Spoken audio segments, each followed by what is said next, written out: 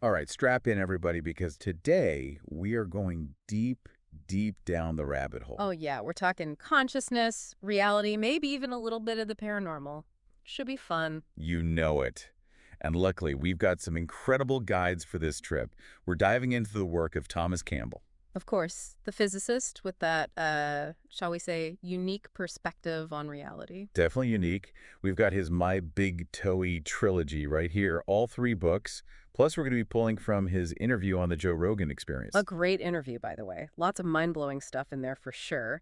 And for our other guide, we're going to the source, the Law of One. It's like we've got a scientific map and a spiritual compass all rolled into one. And you know what's really wild is how much these two sources actually agree on. Some pretty big, pretty crazy ideas about how reality works. Okay, so let's start with Campbell's big idea.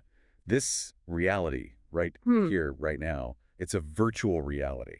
Whoa. Whoa is right. I mean, how often do you hear a physicist talking about virtual reality? And this actually ties in really well with the law of one. Okay, tell me more about that. What does the law of one say about, this maybe we're in a simulation thing? Well, the Law of One talks about something called the logos. Think of it like this intelligent energy, this force that creates and sustains our reality. So not a computer program exactly, but still something outside of what we normally think of as the real world. Right. And both of these, Campbell's ideas and the Law of One, both say that the physical world is only one tiny part of everything that is, like one level in a massive game. Okay, all right. I'm starting to get it. But if that's true, I mean, if we really are in some kind of grand simulation, why? What's the point? Now, that is the million-dollar question, isn't it? And here's where it gets really interesting, because Campbell says that this whole reality thing, it's like a training ground for consciousness. So we're here to learn. We're here to learn, to grow, to evolve. He talks about how our experiences, the choices we make, they all feed back into the system. So it's like leveling up our awareness, our understanding of, well, everything. Exactly. And what's really cool is that the Law of One also talks about evolution, but from a more spiritual side. It says that the whole point is to serve others. So it's not just about me, me, me.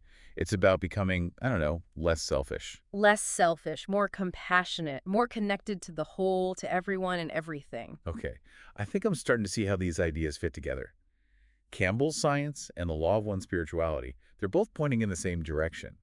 It's about, like, expanding who we are, becoming better versions of ourselves. That's it, you got it.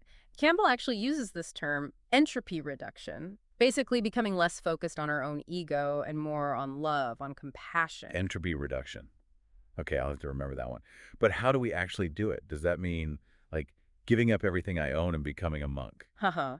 No, no, it doesn't have to be that extreme. It's about being more mindful, making choices, even little ones that benefit others. So, like, holding the door for someone or helping someone carry groceries, that kind of thing. Mm-hmm. Absolutely. It's those small acts done with awareness and intention that really matter. Okay, this is all making sense. But, Mhm. there's one thing about the law of one that always kind of throws me off. The chakras. Yeah, the chakras, those energy centers. Exactly. I mean, it always felt a bit too, I don't know, new agey for me. Like, is that stuff real? I get it. It can seem a bit out there. But here's the thing. Campbell talks a lot about the importance of emotional processing, overcoming negative patterns, facing our fears, all that stuff. And the Law of One says that blockages in those energy centers, those chakras, can actually cause a lot of those negative emotions. Mhm.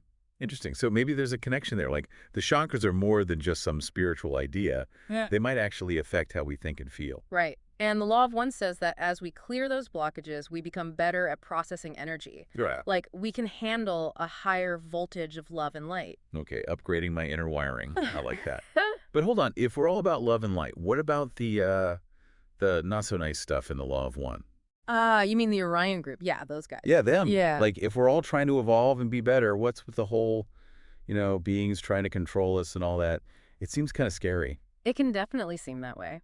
But Campbell talks about this idea of the belief trap. He says, don't just accept everything you hear, question it. And the Law of One also says we have free will. We choose what we believe. So maybe the Orion group is just one possibility, like a potential challenge on our path. Exactly. And it's up to us to decide how we respond to it. So much to think about. I'm already feeling like my brain is stretching. And we've only just scratched the surface. We've got a lot more to unpack here. All right, let's keep going. This is getting good. Okay, so we're back and ready to go even deeper with all this. this reality as a training ground, evolving consciousness, the whole deal. Right, exactly. And Campbell, in that Joe Rogan interview, he really digs into how this whole evolution thing actually works. And get this, he uses the idea of a computer simulation. Okay, now that's interesting. So, like, our choices actually affect the code of the simulation. Well, maybe not the code directly, but Campbell's saying that everything we do, all our choices, they create this feedback loop within the system. So, like, every choice I make, it's sending out these ripples, and that changes how the whole simulation runs. That's a great way to think about it, yeah. And that feedback, Campbell says, it helps us learn and grow. It pushes us towards making choices that lead to what he calls positive entropy reduction. Wait, hold on. I thought we were trying to reduce entropy. Now it's positive. I'm getting a little lost here. It is a bit of a mouthful. So entropy, basically, it's like disorder, randomness. And entropy reduction means moving towards more order, more connection. And the positive part, that just means we're making choices that are good for everyone, not just ourselves. Okay, yeah, I get it now. So it's not just about making my own little corner of the world less chaotic. It's about making the whole system better. Exactly, and that fits perfectly with the law of one's idea of service to others. You know, recognizing that we're all connected, we're all part of the same thing. This reminds me, we were talking about those energy centers, the chakras. Does the law of one say anything about how they relate to this whole service to others, positive entropy reduction thing? Oh, yeah, absolutely. The law of one says those energy centers, they're like filters, like lenses that we see reality through. And if those centers are blocked or out of whack, then everything gets kind of distorted. We don't see things clearly. So it's like trying to drive with a dirty windshield. You can't really see where you're going, so you're more likely to make a wrong turn. That's a great analogy. But when those energy centers are clean, when they're balanced, then we see everything with more clarity, more compassion. We understand what others need, and we make better choices. For everyone. Okay, all right. So clearing out those energy blocks, that's important, Yeah. both for me and for everyone else. But how do we actually do that? Any tips from the law of one? Definitely. The law of one is big on meditation, taking time for self-reflection, and cultivating positive emotions, things like love, gratitude, forgiveness. So working on my inner world, facing the tough stuff. But isn't that kind of selfish? Like, shouldn't I be out there, doing good deeds? Not necessarily, because the law of one says that when we do that inner work, it actually allows us to help others more effectively. We become more in tune with their needs. So by healing myself, I can actually help heal the world. It's all connected, yeah. That's what both Campbell and the law of one are saying. We have this power to change ourselves, and in doing so, we change reality. Okay, all right. That's pretty mind-blowing. But what about that Orion group we talked about? If we're all supposed to be working towards this positive evolution, what about those guys? They seem to be playing a whole different game. Right. It's a good question.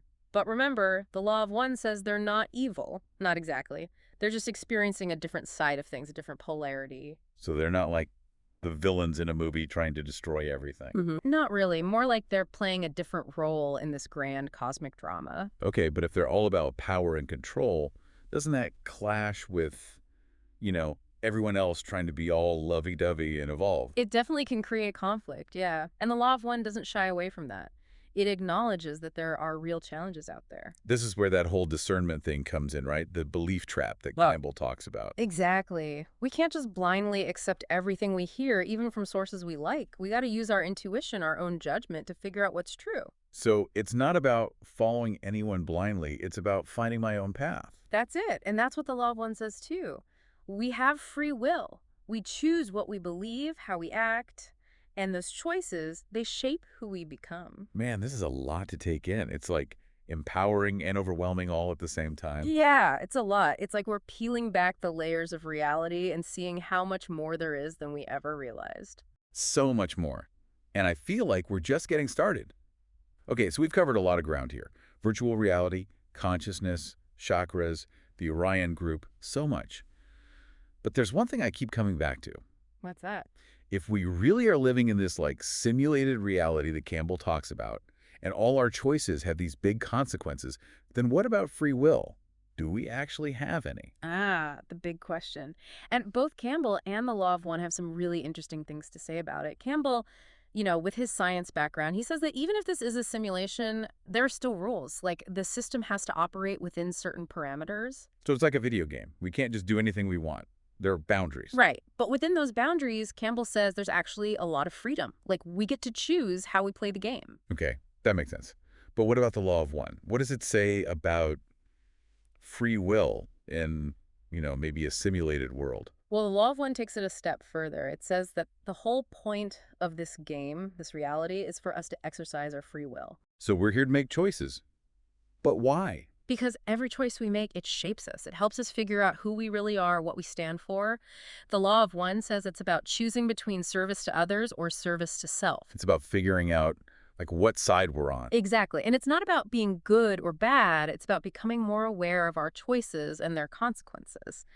And this is where love comes in. Love. Okay, now we're getting really deep. Right. But both Campbell and the law of one, they both say that love is essential. But what kind of love are we talking about here? Like romantic love or, Yeah. Love for my family? It's bigger than that. It's more like unconditional love. Yeah. That love that embraces everything and everyone. Campbell actually says it's the most powerful force in the universe. Wow. Okay, so how do we, like, tap into that kind of love? It seems pretty hard, especially with everything going on in the world right now. Yeah, it's definitely a challenge. But Campbell and the Law of One both give us some tools. They say things like meditation, self-reflection, focusing on gratitude. These can help us connect to that deeper love. So it starts with me, Yeah. with my own inner work. Exactly. And as we do that work, as we cultivate that love within ourselves, we can then share it with others. And that's where things start to really change. Okay, I'm starting to see the bigger picture here. But I can't help but think about all those people who are suffering. Like, Yeah. are they choosing that? That's a really tough question. And both Campbell and the Law of One acknowledge that there's a lot we don't understand. Campbell talks about how our past experiences, our beliefs, even the collective consciousness of humanity, all of this can influence us. So it's not as simple as saying, you create your own reality, so if you're unhappy, it's your fault. Right. And the Law of One reminds us that everyone is on their own journey. We're all learning and growing at our own pace. Even the people who, maybe seem like they're making bad choices. Even them. The Law of One says that everyone has a role to play in this grand cosmic drama. And even those who seem lost can help others learn and grow through compassion and understanding. It's like we're all in this together. Exactly. And that brings us back to those wanderers we were talking about, those souls from higher densities who choose to come here to Earth to help us evolve. It's like they're lending a hand, helping us remember who we really are. And they're reminding us of the power of love, that it's not just some fluffy idea, it's a real force that can change everything. This has been an amazing journey. I feel like I've learned so much, but there's still so much to explore. Absolutely. We've just scratched the surface. But hopefully this has given you some new perspectives to think about, some new tools to use on your own journey. And that's what this is all about, right? Exploring, questioning, and ultimately remembering who we truly are. So keep diving deep, keep asking questions, and keep the conversation going. We'll see you next time on The Deep Dive.